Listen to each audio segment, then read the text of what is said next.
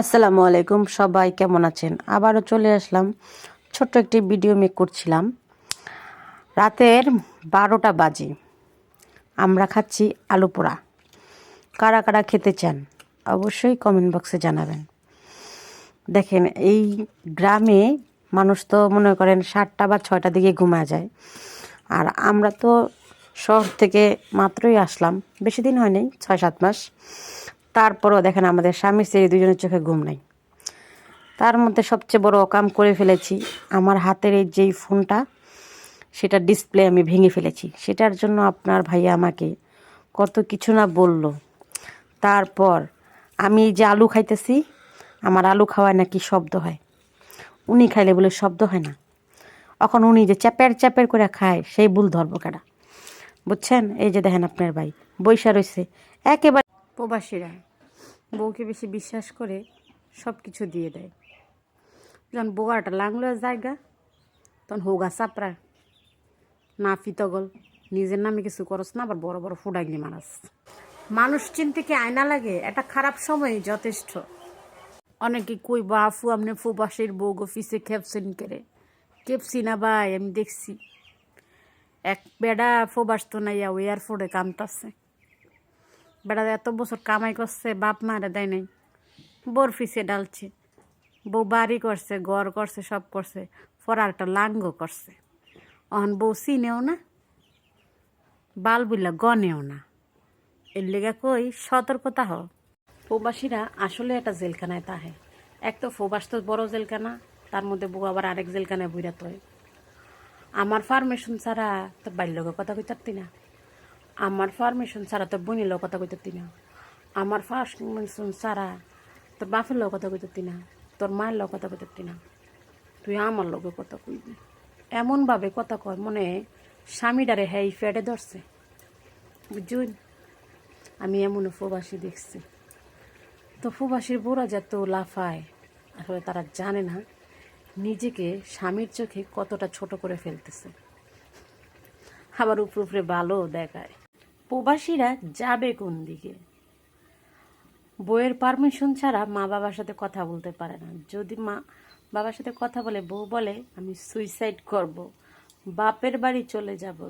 তো স্বামীকে রেখে স্ত্রী যদি পরকীয়া করে, তার বোঝার কারণ স্বামীর সাথে ভালোভাবে কথা বলবে না, স্বামীর কথার কোনো মূল্য দিবে না, স্বামীকে সবসময় তার বাবা মা ধরে গালিগালাজ করবে, আর নিজেকে অনেক কিছু মনে করবে।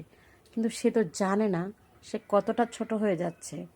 কারণ একটাই, স্বামীর সাথে খারাপ ব্যবহার করার কারণ একটাই, স্বামী যেন তার খারাপ ব্যবহারের কারণে তাকে ছেড়ে দেয়, তার সেই সুপুরুষের কাছে সে যেন যেতে পারে। সো একেই বলে স্বামীকে রেখে অন্য ছেলেদের সাথে তার লাইন গাইড ক্লিয়ার করা। আমি এমনও প্রবাসী দেখেছি, বিদেশ থেকে আসার পরে নিজের মা বাবার কাছে যেতে পারে না, আগে বউয়ের কাছে যেতে হয়। বউ যেন গর্ব করে বলতে পারে মানুষকে, আমার স্বামী আমাকে অনেক ভালোবাসে, তাই তোর মা বাবার কাছে না যাইয়া আমার কাছে আগে আসে। বুঝছ, আমার স্বামী কত ভালোবাসে। গর্বে বুকটা পড়ে যায়। এই যে ফুবাসী গো নামে তো বালা বালা কথা কইতাছি, কোন তো যায় না কোন ফুবাসী আমার গাইডলাইন শুরু করে দেয়। আসলে যখন বালা লেগে কইতাছি এটা ওরা বুঝবো না। কারণ কি জানেন, ওরা সামনে দিয়ে মশা গেলে দেখে, পিছন দিয়ে হাতে গেলে দেখে না। সবচেয়ে বড় দুঃখ লাগে যখন নিজের আপন মানুষ থেকেই আঘাত পায় এবং তারা যন্ত্রণাদায়ক কষ্ট দেয়। সেটা তা কাউকে বলেও বোঝানো যায় না, কারোর কাছে বলাও যায় না। তাই মুখ বুজে সহ্য করে যাই, আর যখন একটু সময় পাই আপনাদের সাথে শেয়ার করি। আমার মতো কারা কারা আছেন কমেন্ট বক্সে জানাবেন।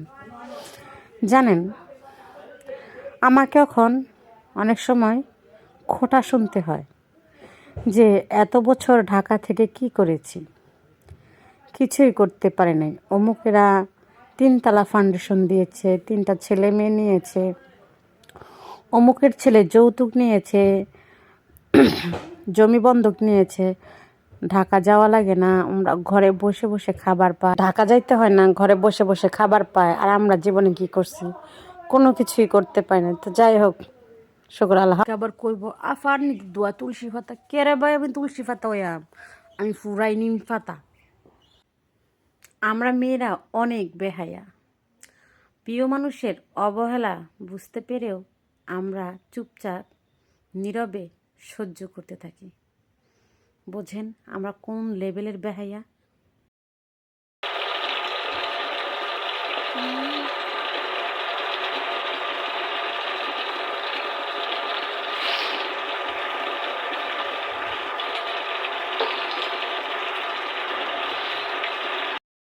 জানো না আজকে সকাল থেকে আমার মাথা ঘুরাইতেছে। তোমার মাথা ঘুরাইতেছে? তুমি কি আমার জন্য ওষুধ আনছো? মানুষ বলে না, অভাব যখন দুয়ারে এসে দাঁড়ায় ভালোবাসা জানালা দিয়ে পালায়। কথাটা একেবারেই মিথ্যা না। অভাব যখন হবে তখন নিজের আপন ভাইও আপনাকে জিজ্ঞেস করবে না। অভাব যখন হবে নিজের আপন বোনও আপনার পাশে দাঁড়াবে না। অভাব যখন হবে নিজের আপন বাপ মা তারাও খোঁজ নেয় না। এটাই সত্য।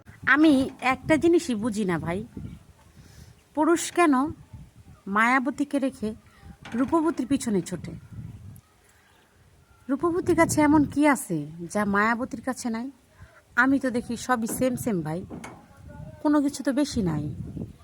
এরা মায়াবতী হোক বা গুণবতী হোক বা সুন্দরী হোক, আসলে ভাগ্যবতী কেউ হতে পারে না। কারণ ভাগ্যটা আসলে আমরা খারাপ নিয়ে আসি। যখন মেয়েরা বুঝে যাবে খোলা চুলালা মেয়েদের ছেলেরা টাইম পাস করার জন্য পছন্দ করে, আর হেজাব করা মেয়েদের বিয়ে করার জন্য পছন্দ করে, তখনই অনেক মেয়ের জীবন নষ্ট হওয়া থেকে বেঁচে যাবে।